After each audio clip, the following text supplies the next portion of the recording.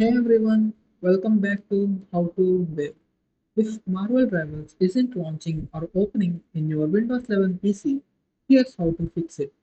First, ensure your PC meets the game's requirements. Update your graphic drivers by going to the device manager or downloading the latest version from the GPU manufacturer's website. Next, check if your game launcher is up to date. Open the launcher, go to Settings and install any pending updates. Then verify the integrity of the game files by navigating to the game in your library, selecting Properties and clicking Verify Files. If the issue persists, run the game as administrator.